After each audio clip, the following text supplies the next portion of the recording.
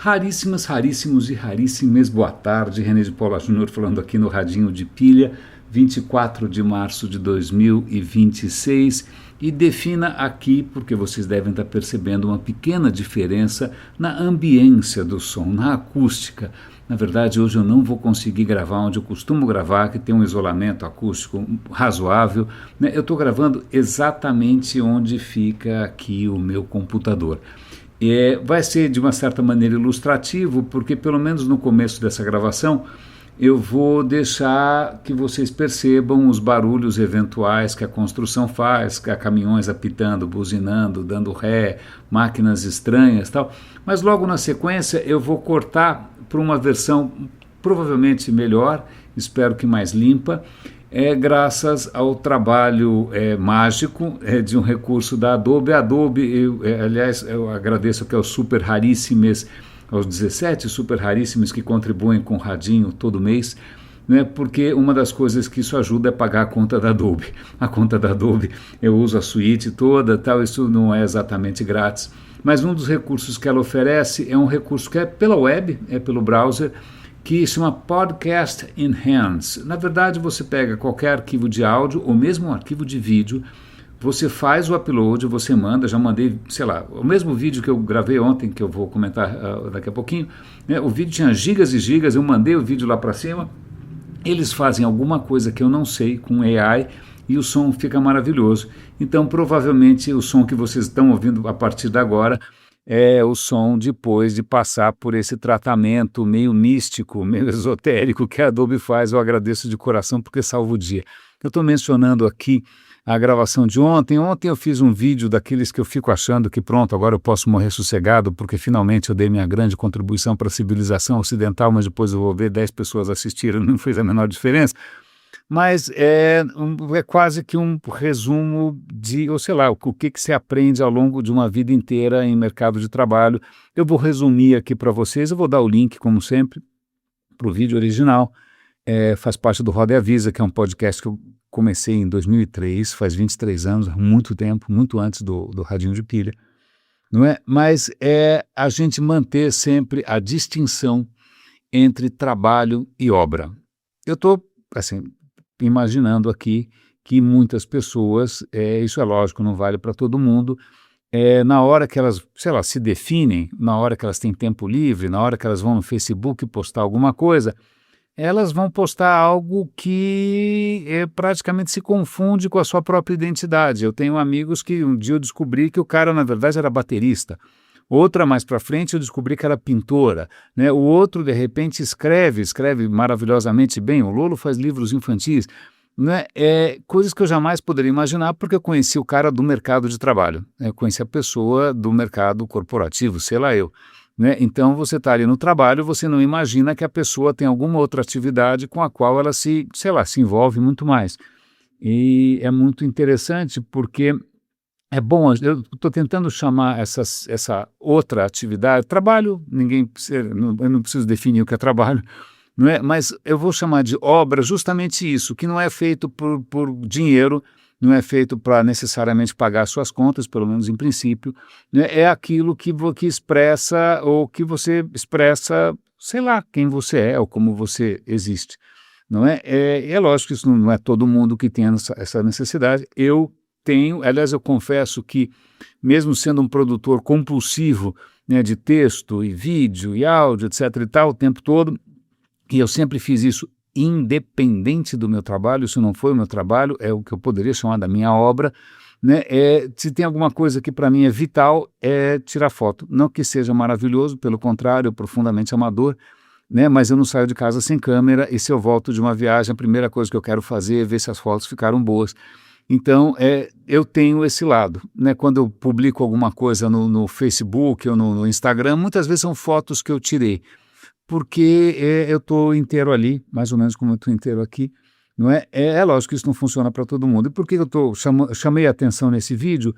Porque em algum momento a gente pode se confundir, e pode confundir o que é trabalho com o que é obra, né? Eu tive já amigos fotógrafos que, acho que uns 2 deles falaram a mesma coisa, olha, Quando você ama fotografia, você é apaixonado por isso, aí você quer ganhar dinheiro com isso, você percebe que você vai ter que fazer batizado, casamento, velório, sei lá, né, um monte de gente com roupas engraçadas, bebê chorando, né, gente bêbada, não é exatamente o que você tinha imaginado no começo.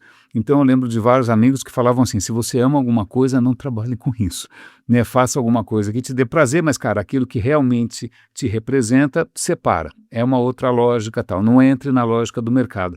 Porque o mercado tem uma lógica muito particular, o mundo do trabalho é um mundo essencialmente político, não é um mundo técnico, não é um mundo meritocrático, é um mundo político e tem bolada nas costas, tem decepção, tem traição, tem tudo que você pode imaginar, não é? Mas quando isso só afeta o seu trabalho, você pode se refugiar, falar, olha, tudo bem, isso é só trabalho, porque o que importa para mim é tocar guitarra, o que importa para mim é escrever poesia, né? E isso sou realmente eu, o resto é só trabalho. A hora que você confunde as duas coisas pode ser muito complicado, né? Então, eu digo de uma certa maneira, isso é quase que autobiográfico, porque eu sempre escrevi, sempre fotografei, independente do que eu estivesse fazendo, né? E eu comecei a trabalhar com web em 96, faz muito tempo, né? Trabalha para cá, leva tombo, dá certo, dá muito errado, leva chapéu, não é uma desgraceira, mas cara, no fundo é ok, são coisas que acontecem, mas num certo momento, por acaso, eu comecei a ser chamado para oportunidades muito bacanas, não pelo que eu já tinha feito profissionalmente, mas por alguma coisa que parecia ser um talento meu, que nem eu era muito ligado, nem eu tinha tanta percepção de que eu tivesse alguma coisa diferente, que tivesse algum valor, né? Então, acho que a primeira vez que isso ficou claro foi quando a Microsoft me chamou, era um papel basicamente de relacionamento, de comunicação, palestras, etc. e tal. E aí chegou num certo momento, eu olhei para o mercado, depois que eu saí da Microsoft, olhei para o mercado e falei, quer saber, eu não quero fazer o que eu fazia antes, eu não quero mais trabalhar em agência, eu não quero mais trabalhar em, sei lá, projetos interativos, cansei, bom, já que os caras estão dizendo que eu tenho algum talento desse jeito, eu vou investir nisso, não é? E aí que é a coisa mais complicada, porque, veja, se o trabalho dá errado, ok, você arruma o trabalho, você vai passear cachorro, tanto faz. Agora, se de repente aquilo que você acha que é a sua essência, de uma hora para outra, por uma razão qualquer, ou desrazão, ela não vale mais nada, isso pega de mau jeito, né? Ou quando você, de repente, acha que o seu trabalho é maravilhoso, você vai ver, na verdade, não é tão maravilhoso assim, tem gente que faz muito melhor, né? Ou alguém mostra que você envelheceu, ou que, de repente, seu trabalho está anacrônico, ou que, de repente, as pessoas não gostam mais disso, saiu de moda. É difícil porque não sobra, não tem plano B. Não tem aonde você se refugiar, a menos que você tenha alguma outra atividade, seu trabalho voluntário, família, alguma outra coisa que te defina. Mas, de novo, é sempre perigoso você confundir trabalho com obra. É lógico que, estou resumindo aqui o outro vídeo, mas se bem que está ficando mais ou menos com a mesma duração, não é? Mas é lógico que muitas pessoas, a sua própria identidade é o trabalho. A pessoa vive pelo trabalho, inclusive sacrificando vida pessoal, sacrificando família, relações, tal. A vida do cara é o trabalho, né? E aí a identidade é como ele se define, eu sou fulano de tal da empresa tal, eu já conheci gente que se chamava de IBMista ou de Googler, ou seja lá o que for, não é? E aí, de repente, a casa cai, porque a casa realmente cai, seja por idade ou seja por qualquer outra movimentação, e aí você fala, bom, para onde eu volto agora? Né? Agora eu perdi o pé. Então assistam ao vídeo, espero que esteja um pouco mais, faça mais sentido do que eu acabei de falar, mas é a minha contribuição para quem é um pouco mais novo, existe essa tentação sempre, de você de repente, não, eu tenho alguma coisa unicamente minha, o cara, pense bem se não vale a pena você manter isso um pouco preservado, né? Longe da lógica do mercado, da política, de tudo, porque aí as coisas não são exatamente como a gente gostaria ou sonhava que fossem. Essa é a minha pequena dica. Mas voltando aqui, eu pensei em colocar nesse áudio, na verdade, acho que eu vou, não vou colocar não, pensei em colocar uns passarinhos, né? Por quê? Porque hoje de manhã, tomando café com a minha mulher, eu falei, presta atenção. Ela falou, no quê? Silêncio. Eram 6 e pouco da manhã, um silêncio brutal.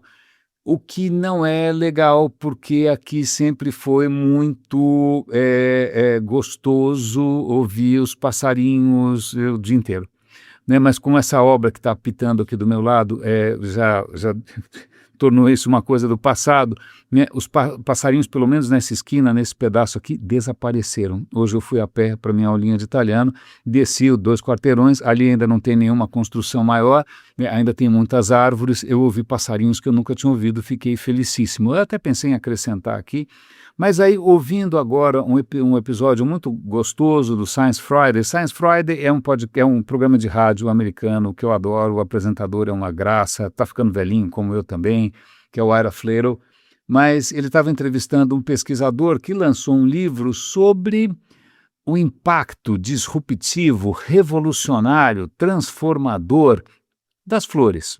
Normalmente não são coisas que você associa a uma flor. O que você pode associar a uma flor? A beleza? Bacana. O perfume? Bacana. Você pode, se de repente, se tiver uma formação judaico-cristã, com aquela coisa de que o mundo é transitório, negativo e ruim, você vai achar que a flor é uma coisa que vai morrer, sei lá, vai achar que é o símbolo da efemeridade, de como as coisas são transitórias e só a sua alma é eterna. Na verdade, flores são muito mais do que isso.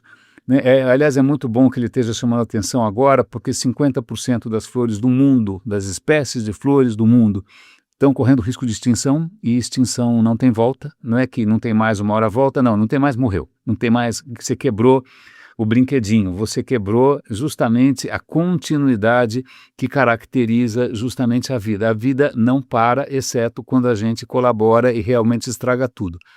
Mas o que eles estavam conversando, e a conversa foi muito gostosa, acho que eu até estou pensando em encontrar esse livro. O entrevistado se chama David George Haskell, nunca tinha ouvido falar. Ele é biólogo e autor do livro Como as Flores Fizeram o Nosso Mundo, a história dos revolucionários da natureza. Muito interessante, porque o Ira Flatow confessa que ele adora orquídeas. Eu também tenho várias orquídeas aqui em casa, acabei de regá-las, inclusive, está muito quente. E orquídeas tem uma questão muito interessante, que orquídeas são flores muito recentes.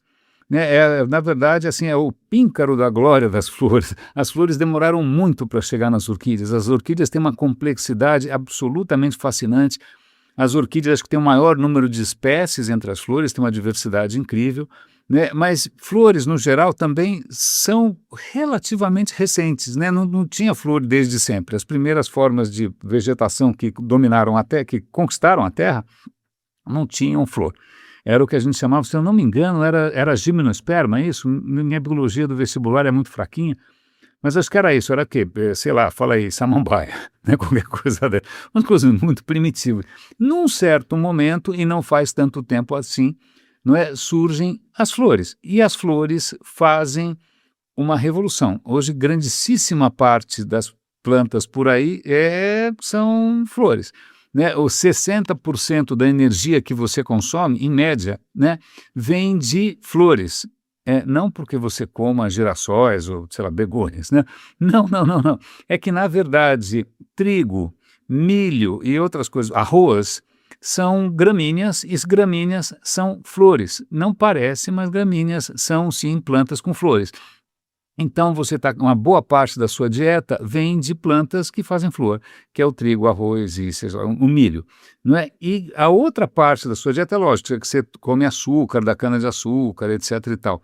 Mas se você come carne, vale lembrar que carne de vaca é basicamente grama empacotada de outro jeito, porque a vaca come grama o dia inteiro, a vaca é aquela máquina que transforma grama em bife.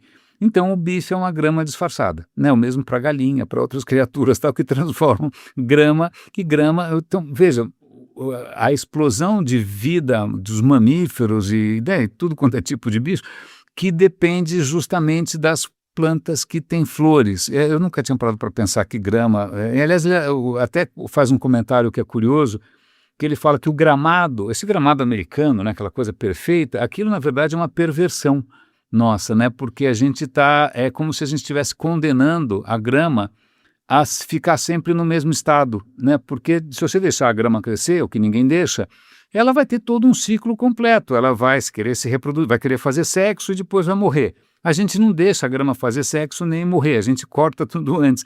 A gente está sempre nessa neurose de manter as coisas idênticas. E a gente já viu o quanto isso advém do fato dos nossos cérebros serem muito limitados e eles não tolerarem, não serem capazes de acompanhar a riqueza, a complexidade, as mudanças. Não, a gente gosta de deixar as coisas sempre do mesmo jeito, por isso que a gente sonha com eternidade, por isso que a gente sonha com pureza, por isso que a gente sonha com um monte de bobagem. É simplesmente uma incompetência, uma impotência do nosso cérebro, porque veja, a hora que as plantas desenvolvem as flores, a coisa espalha, e disso dependeu, inclusive, o surgimento da nossa espécie.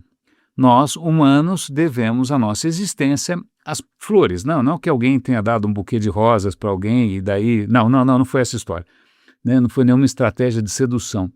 Veja, nossos ancestrais primatas viviam nas árvores felizões. Em algum momento, eles decidiram, ninguém sabe muito bem porquê, explorar um ambiente completamente diferente, que era a savana.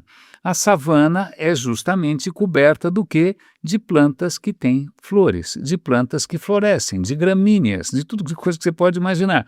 Então, precisou que as plantas com flores mudassem, né, o planeta, mudassem o meio ambiente, mudassem onde a gente podia sonhar em viver, né? Elas criaram um ambiente que não existia, né? Os nossos antepassados acharam graça, desceram da árvore e daí para frente o resto é a nossa história. Eu achei isso fantástico porque flores... E por que elas deram tão certo? Porque, na verdade, elas descobriram maneiras de espalhar semente de maneira metafórica e de maneira literal. Né? Uma planta, uma flor, ela, se você pega flores hoje, né, modernas, quer dizer, modernas, né, muitas delas têm milhões de anos, as flores que você vê por aí, né, elas têm pólen, o pólen precisa ser transportado para alguma outra flor, para de repente fecundar uma outra flor. Quem transporta pode ser o vento, né? E aí em algum momento algumas flores descobriram que tinha outras criaturas para de repente explorar de uma maneira meio safada, né? Pode ser insetos, podem ser, sei lá, pode ser uma mariposa, pode ser um bem-te-vi, pode ser um morcego, seja lá o que for. Né? Então, plantas começam a fazer essas parcerias com algumas criaturas para que ela, olha, vem cá, eu vou te oferecer aqui néctar, só que enquanto você está comendo néctar aqui, eu vou te besuntar de pólen, a próxima flor que você levar, você vai lá também receber lá o seu quinhão de néctar, mas na verdade o que está acontecendo é que você está levando o meu pólen e obrigado, você acabou de me ajudar a me reproduzir. Não é? É muito interessante porque... Algumas orquídeas, sobretudo, elas são mais safadas, né? Porque produzir néctar só para ficar alimentando os outros é um pouco custoso. Né? Produzir frutos também é um pouco custoso. Mas o que algumas orquídeas fizeram, falaram, eu não vou oferecer néctar, patavina nenhuma, o que eu vou fazer é enganar os insetos, então eu vou imitar, por exemplo, o cheiro de uma fêmea. Então está lá o macho, uma vespa, por exemplo, cheia de amor para dar, e ela sente o profumo de dona, né, o perfume de mulher, e vai correndo ver o que está acontecendo, se de repente pode rolar algum clima, e aí ele vê lá uma flor cujo interior é uma reprodução bastante fiel da aparência de uma fêmea cheia de amor para dar também. Aí a vespa vai lá, acha que se deu bem, na verdade jogou seu sêmen fora, não é? Mas ela acabou sendo besuntada de novo, coberta de pólen, e é essa enganação. Essa enganação funciona extremamente bem. Num certo momento, o Ara Fleiro fala, olha, qual a sua flor preferida? Fala, não, é difícil e tal. E o Ara Fleiro fala, uma vez eu ganhei uma flor que eu achei extraordinária, que é chamada orquídea de Darwin. Eu até vou procurar daqui a pouco como é que ela aparece, mas pelo que eles estão falando ali, é uma orquídea que ela tem um bolsão de néctar, mas esse bolsão, para você ter acesso a esse néctar todo, tem um tubo muito comprido. Então você tem a flor, tem um tubo comprido e lá tem um bolsão com néctar. O Darwin, quando viu aquilo, ele falou, olha, eu não sei quem fertiliza essa orquídea, né? Não é uma coisa simples, uma abelha não consegue entrar nesse tubo, uma vespa não consegue entrar nesse cubo, então eu prevejo que em algum momento vocês vão encontrar uma mariposa com uma probóscide. Probóscide é uma tromba, né? Borboletas têm aquela trombinha na frente, que chama probóscide. Né? Então vocês vão encontrar uma mariposa com uma probóscide desproporcionalmente longa, que vai ter o tamanho exato dessa orquídea. Acharam que o velhinho tinha ficado louco, não é? Mas na verdade descobriram a bendita mariposa. A mariposa tinha uma tromba fenomenal, né? Então você tem essas parcerias, que é uma coisa um pouco arriscada, né? Porque se a orquídea aposta todas as fichas num tipo único, específico de parceiro, o que acontece quando esse parceiro desaparece? Que é o que está acontecendo agora. O que acontece quando o meio ambiente muda?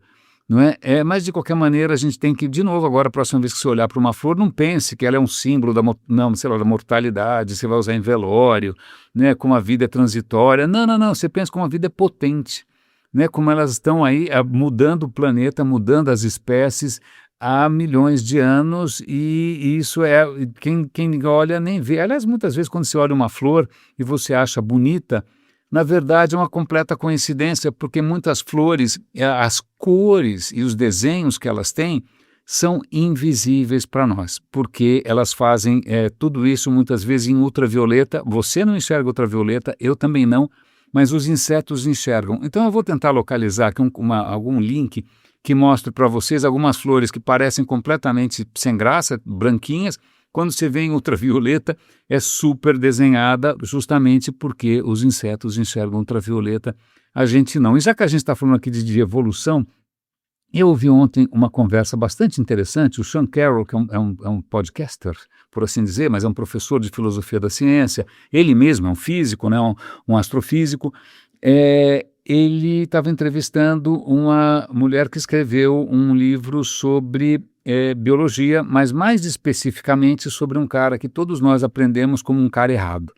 Qual é o cara errado? É o cara que é o oposto do Darwin, né? O Darwin chegou, né, de uma maneira bastante interessante a descobrir a coisa mais fascinante do que a humanidade descobriu, que o mundo se basta.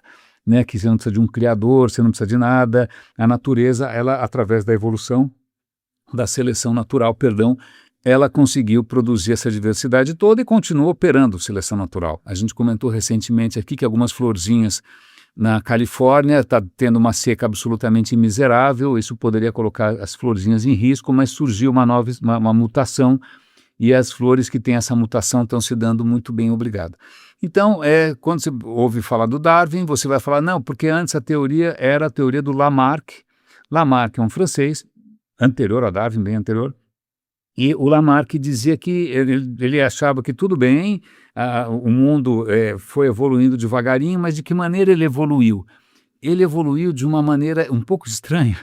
E o exemplo que todo mundo dá é a girafa. Então, a ideia do Lamarck é assim, a girafa mora num lugar em que a comida está muito alta, então ela tem que ficar esticando o pescoço o tempo inteiro, de tanto esticar o pescoço começa a ficar comprido. Quando ela tiver bebês, essa característica que ela adquiriu ao longo da vida vai ser transmitida para os bebês. Então, os bebês têm o pescoço, já nascem com o pescoço comprido porque a mãe esticou o pescoço. Então, com o tempo, essa ideia entrou em, digamos assim, caiu em desgraça, né, porque não é exatamente assim que acontece. Né? A ideia do Darwin é muito mais poderosa, mas ela, na verdade, está resgatando um pouco a história do Lamarck, porque hoje a gente sabe que, pensando bem, você não é só o fruto do seu código genético. Aliás, o Darwin, tadinho, não podia imaginar que tivesse DNA. Imagina se ele soubesse, né, com a precisão e com a profundidade que a gente sabe hoje. O Darwin, imagina, cai em prantos de alegria. Não é? Mas o que acontece é que você não é só o código genético da mãe e do pai, etc. e tal. Existe uma coisa que você já deve ter visto por aí, a gente já deve ter comentado aqui no radinho, que é a epigenética. Porque o seu código DNA, seu código genético, é como se fosse uma biblioteca. Os livros estão todos lá, todas as receitas estão lá, todas as receitas de como fazer todas as proteínas estão aí. Acontece que nem todos os livros estão abertos sempre. Né? O que o corpo faz, dependendo da ocasião, ele usa uma coisa chamada epigenética, metilação, um negócio um pouco complicado, nem eu sei direito. Ele pega alguns livros, ele põe na prateleira, desencana, isso a gente não vai usar, a gente vai usar esses daqui. Então, além de ter esse repertório, né, esse reservatório de informações, você tem uma outra camada ali que diz, olha, isso aqui no momento não, o que a gente vai usar é isso aqui. Né? O currículo para esse ano, esse daqui, aqueles livros não. Né? Essa coisa que faz parte do processo de estar vivo, curiosamente é hereditária também. Então, tem inúmeros experimentos que mostram que, de repente, pais que sofreram algum estresse ou passaram pelo estresse da guerra, isso não deveria mudar o seu código genético, claro que não, a não ser que fosse uma guerra nuclear, claro, não é? Mas veja, como eles viveram uma condição de estresse, o corpo ligou e desligou várias coisas ali, porque o negócio não estava positivo, mas isso é transmitido para a geração seguinte.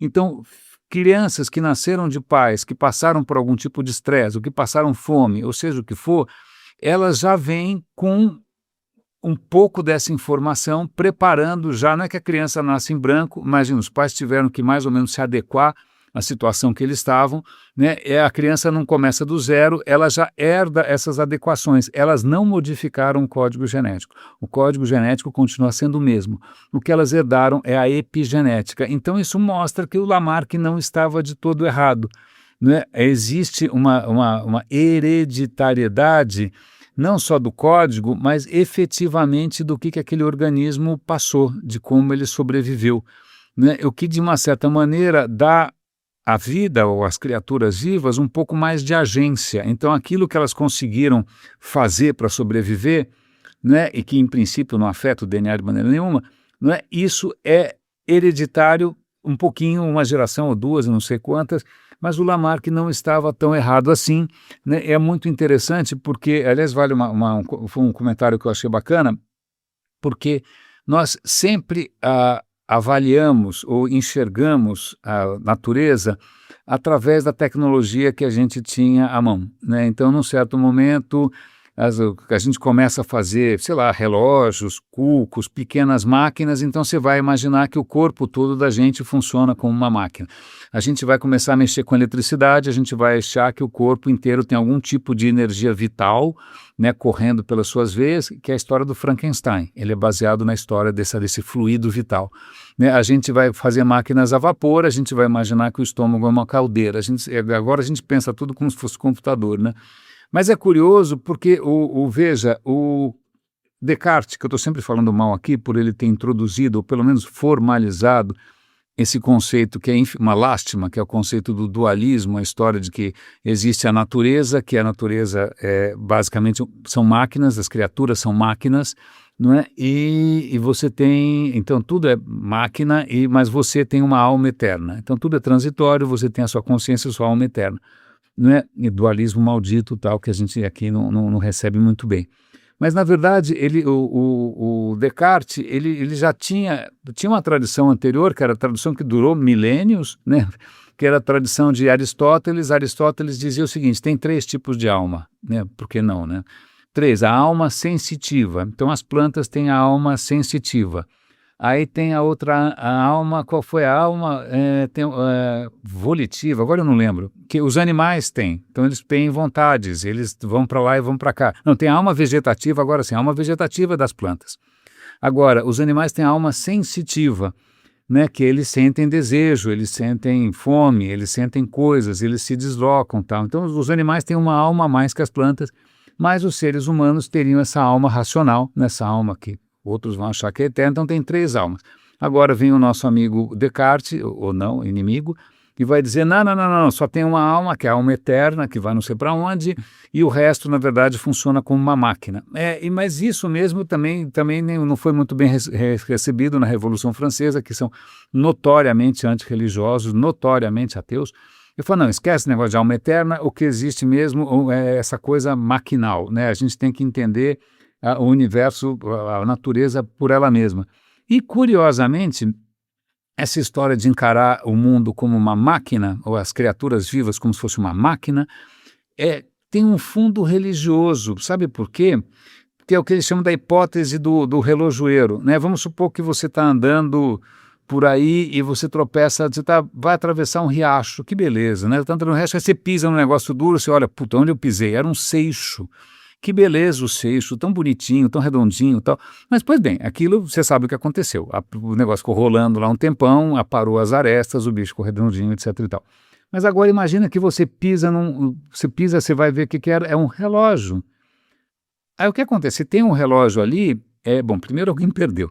Segundo, alguém fez esse relógio, né? Então, quando você encontra um relógio, isso pressupõe um relojoeiro. Então, quando você olha para a perfeição da vida, que a gente sabe que não é perfeita, patavina nenhuma. Né? Você falou, olha, tá vendo? A vida é uma máquina maravilhosa feita pelo grande relojoeiro, o arquiteto do universo. Né? Então, quando o Darwin vem com a história dele, ele fala, olha, desculpa, não precisa de relojoeiro nenhum, né? A vida se vira sozinha, a vida consegue fazer o que ela faz. Né? Então, eu não conhecia essa ideia de que, de repente, mesmo essa visão de encarar as criaturas vivas como máquina, na verdade, tinha um fundo religioso. Era usada para tentar demonstrar que, veja, os seus ateus sem coração, né, vocês não estão percebendo que existe aí um grande arquiteto do universo que eu não sei o que ele faz o dia inteiro. Mas, abstraindo isso, eu acho que, esse vai ser um episódio um pouco mais curtinho, tem um compromisso agora na sequência, mas tem uma outra história aqui que eu quero compartilhar com vocês, que na verdade é um tranco. Eu ainda estou tentando assimilar exatamente o que aconteceu. Ao longo desses anos todos, o Radinho está completando 10 anos, o que acontece é que eu fui arquivando absolutamente todos os episódios. Eu fui arquivando todos os Photoshops que eu criei para fazer identidade visual, para fazer isso, para fazer aquilo. É uma quantidade gigante de arquivos, não é? Tudo isso eu guardava num disco separado, né, à parte, porque era só arquivo, né, que eu estava abrindo e fechando esses documentos o tempo todo, era um grande arquivo do Radinho. Era um disco que, aliás, eu usava de arquivo para outras coisas, para coisas do escritório da minha mulher. Era um arquivo morto, por assim dizer, não é? Mas agora, infelizmente, e eu que sou o rei do backup, eu que backupeio, tenho teras e teras para tudo quanto é lado, sempre achei que tivesse tudo sendo backupeado. Esse HD, esse hard disk, eu chamei de arquivo morto, agora ele é um arquivo mais do que morto, porque ele parou de funcionar. Eu já mandei para uma empresa para ver se eles conseguiam, o que aconteceu com esse disco, que ele parou, e eles falaram, olha, a gente não conseguiu recuperar os dados, a gente vai devolver para o senhor. Agora eu vou ver se outra empresa consegue, mas é muito provável que eu tenha perdido absolutamente todos os registros que eu tinha. É lógico, está tudo na nuvem, está tudo no SoundCloud, etc, etc, etc. Não é? Mas algumas coisas, obviamente, eu vou ter que fazer de novo, os Photoshops, etc. Tem fotos e documentos, etc., que infelizmente, num piscar de olhos, eles viraram absolutamente nada, fumaça, né? A gente esquece, o digital parece tão conveniente, tão acessível, tão infinitamente copiável, mas tem duas coisas. Primeiro, o que a gente acha que está sendo backupeado não está. Essa é uma lei que eu já me acostumei. Não, mesmo que você tenha não sei quantas cópias, não sei para onde, você sempre esquece de backupear alguma coisa direito. E a segunda questão é que nada disso é eterno, né? Nada disso, tudo pode ser corrompido, tudo pode ser, de repente o disco se danifica, né? Tudo isso evapora, tudo isso é bastante, nessa hora fica realmente incorpóreo, nessa hora fica realmente como se fosse essa ideia de nuvem virtual, vai para lá de virtual, né? Porque ele deixou de existir. Então eu estou ainda assimilando, né? Por sorte está tudo no SoundCloud ainda, né? Nada impede que o SoundCloud um dia também tenha algum piripá que apague tudo, mas essa transitoriedade às vezes dói, sobretudo porque eu comentei com vocês, é assim que o nosso afeto funciona, é assim que a nossa cognição funciona. A gente sempre imagina que as coisas não mudam, que a gente sempre imagina que as coisas vão durar para sempre, a gente sempre imagina que o emprego vai durar para sempre, que você vai ser empregável para sempre, que o seu talento vai ter valor para sempre, né, que a sua beleza vai durar para sempre. Mas não é bem assim que funciona. Vamos sempre aqui lembrar do nosso filósofo predileto, nosso amigo Heráclito, o grego, que dizia em grego panta rei, que em português se traduz por tudo flui, está tudo em mudança permanente.